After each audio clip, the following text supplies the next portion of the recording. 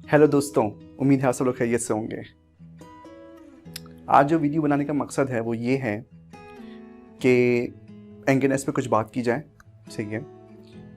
गुस्सा गुस्सा एक फीलिंग का नेम है। सही है। एक थॉट है।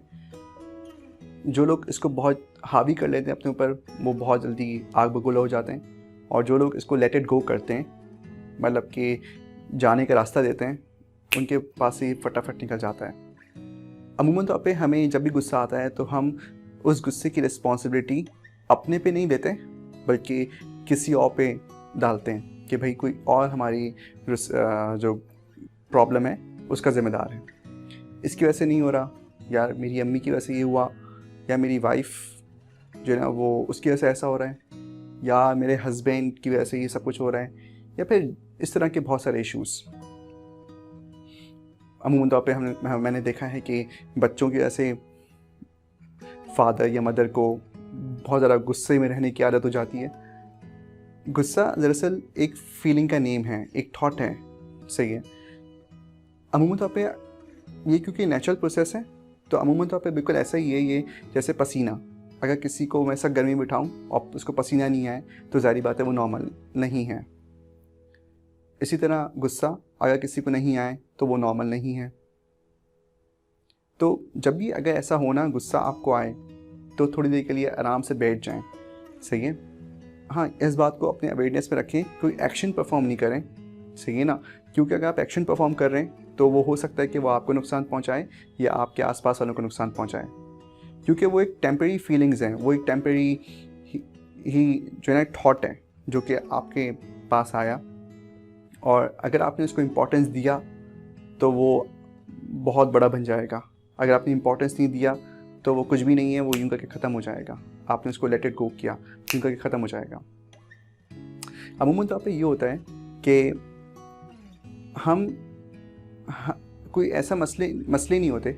सही है ना, कि जो है सिर्फ गुस्से की फीलिंग में रहते हुए अगर आप उसको हल करने की कोशिश करेंगे ना तो वो बहुत बड़े नज़र आएंगे।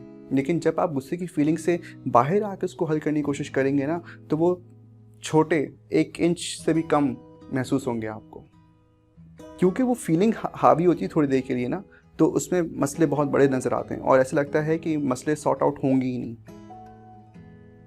जब क्योंकि एक फीलिंग है थोड़े वक्त के लिए। जब आप इस फीलिंग से बाहर आ जाएंगे ना तो आपको लगेगा यार ये तो मैं खामा में गुस्सा था, ये तो मैं खामा में गुस्सा कर रहा था, या फिर मैं खामा में किसी को ब्लेम कर रहा था उस गुस्से में। आपने खुद भी ये बात महसूस की होगी। और जो दूसरी बात मैंने नोट की है ना वो ये की है कि मैंने देखा है जहाँ तक कि जो लोग ज़्यादातर गुस्से में रहते हैं और हमेशा लड़ने के लिए तैयार रहते हैं, बस तलवार निकालें और शुरू हो जाए मारम पीटी करने के लिए, उनके अंदर मैंने चीज़ नोट की है कि या तो वो बहुत जल्दी बुढ़ापे की तरफ चले जाते हैं। सही है। या फिर उनको जो बीमारियां हैं वो जकड़ लेती हैं। तो अपने आप को पीसफुल बनाएं, अपने आप को कामनेस वाला बनाएं। ज़्यादा हाइपर या एग्रेसिव मोड पे नहीं ले जाएं अपने आप को। बैठ जाएं, सुकून से रिलैक्स रखें। सही है। इस बात की इत्मीनान पहुंचाएं अपने आप को कि भाई सब कुछ ठीक है। ये एक वक्त है, ये एक स्टेट है माइंड का। उस स्टेट से, उस वक्त से तमाम चीज़ें निकल जाएंगी।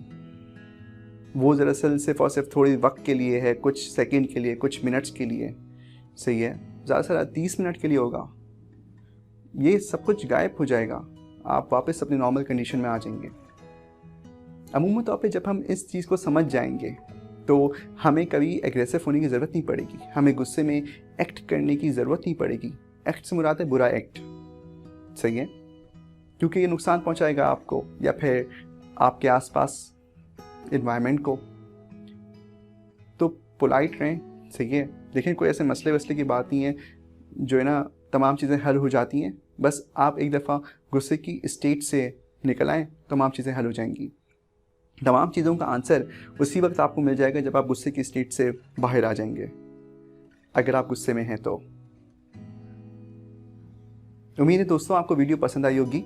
दरअसल ये तमाम ख्यालात और ये तमाम जो सोचें हैं वो अमूमन तौर पे मुझे आती रहती हैं। सही है।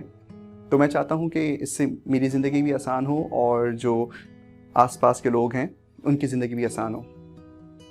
تو میں آنے والے وقتوں کے اندر ایسی اور ویڈیوز یا تھاٹس جو ہے نا وہ ڈالتا رہوں گا تاکہ لوگوں کو فائدہ ہو. امید ہے آپ کو ویڈیو پسند آئی ہوگی. کائنڈلی اس ویڈیو کو لائک کریں, دوستوں کے ساتھ والی ویڈیو شیئر کریں اور چینل کو ضرور سبسکرائب کریں. Thank you very much.